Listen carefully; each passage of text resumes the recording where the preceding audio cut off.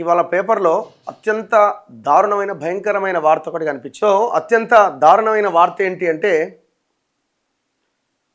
సర్పంచ్ పదవి మీద వ్యామోహంతో కన్న బిడ్డను చంపేసిండు ఒక తండ్రి.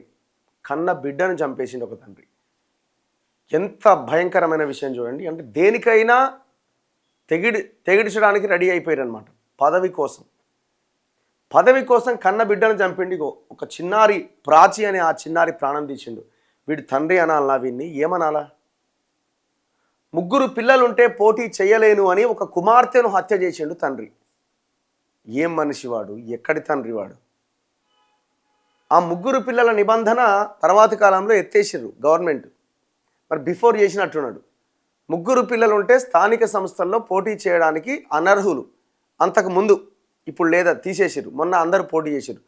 దీంతో మరి నాకు 3 పిల్లలు ఉన్నారు, నేను సర్పంచ్ కావాలంటే నేను సర్పంచ్ అయ్యే అవకాశం లేదని ఒక పాపని, తన కన్న బిడ్డని చంపేసిండు. సర్పంచ్ పదవిపై కాంక్ష అతన్ని కర్కోటకుడిగా మార్చింది.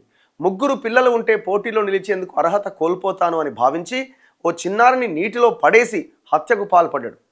సోమవారం నిజామాబాద్ జిల్లా ఎడపల్లి ఠాణాలో సిపి సాయి చైతన్య ఈ కేసు వివరాలు వెల్లడించారు. ఎడవల్లి మండలం ఏఆర్పి క్యాంపు శివారులో గత నెల 29వ తేదీన D46 సాగునీటి కాలువలో ఓ బాలిక మృతదేహం తేలియాడుతూ కనిపించింది.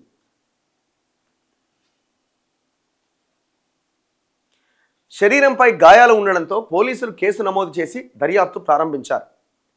బాలిక చిత్రాన్ని సామాజిక మాధ్యమాల్లో పోస్ట్ చేస్తే కానిస్టేబుల్ సుధీర్ ఆ పోస్టును మహారాష్ట్రలోని ముఖేడ్ తాలూకా కెరూర్ గ్రామంలో ఉంటున్న అతని బంధువులు చూసి గుర్తుపట్టారు. పోలీసులు అక్కడికి వెళ్లి విచారణ చేపట్టగా దిగ్భ్రాంతికర విషయాలు వెలుగు చూశాయి. కెరూర్కు చెందిన పాండురంగకు 2 కుమార్తెలు, 1 కొడుకు. గ్రామంలోనే క్షౌర వృత్తి చేస్తూ ఉంటాడు. త్వరలో పంచాయతీ ఎన్నికలు జరగబోతుండడంతో సర్పంచ్గా పోటీ చేయాలి అని ఆశపడ్డాడు. ఇది ఇక్కడ కాదు, ఇది మహారాష్ట్రలో, తెలంగాణ అనుకుంటున్నాను నేను. మహారాష్ట్రకు సంబంధించిన విషయం ఇది. అయితే అక్కడ కూడా ఒక నిబంధన ఉందట, 3 పిల్లలుంటే పోటీకి అనర్హులని. మహారాష్ట్రలో నిబంధనల ప్రకారం 3 పిల్లలుంటే ఎన్నికల్లో పోటీకి అనర్హులవుతారని, ఒక బిడ్డను తనకి ఇచ్చేయాలి అని ప్రస్తుత గ్రామ సర్పంచ్ షిండే గణేష్ పాండురంగకు సూచించిండట. దీంతో అతను తన కొడుకు జనన ధృవీకరణ పత్రంలో షిండేకు జన్మించినట్టుగా మార్పులు చేసి దత్తత ఇచ్చేయాలని ప్రయత్నం కూడా చేసిండట. ఇందుకు పూణే కార్పొరేషన్ కార్యాలయానికి సైతం కూడా పోయిండట. అయినా కూడా పని కాలేదట. దీంతో ఒక బిడ్డను చంపేసి తప్పిపోయినట్టుగా చెప్పి పోటీ చేయాలి అని భావించిందట. పథకం ప్రకారం తన పెద్ద కుమార్తె ప్రాచీని ద్విచక్ర వాహనంపై కెరూర్ నుంచి సుమారు 60 కిలోమీటర్ల దూరంలోని ఏఆర్పి క్యాంపు శివారులోకి తీసుకొచ్చాడు. ఆమె ప్రాధేయపడుతున్నా వినకుండా నిర్దాక్షిణ్యంగా D46 కాలువలో పడేసి వెళ్ళిపోయాడు.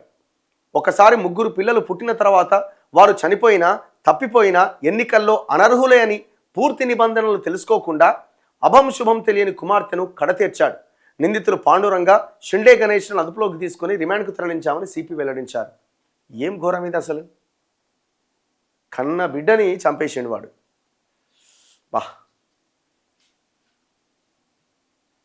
ఒకవేళ చంపేసినా కూడా నీకు 3 పిల్లలు, 2 పిల్లలు అంటే కుదరదు అది. ఎందుకంటే ఆల్రెడీ పుట్టిన తర్వాత 3 పిల్లలే. ఈ ఇంట్లో కూడా కనబడుతున్నది. ఫోటో ఏమన్నా ఉందేమో అని చూస్తున్నాం. అంది ఏం దారుణం ఇది! ఇగో ఆ ఇద్దరిని అరెస్ట్ చేసి మీడియా ముందు ప్రవేశపెట్టారు. ఎవరు? నిజామాబాద్ సిపి. ఎందుకంటే నిజామాబాద్ పరిసర ప్రాంతాల్లోకి తీసుకొచ్చి ఆ D46 కాలువలో పడేసిండు కాబట్టి. ఎంత ఘోరం ఇది!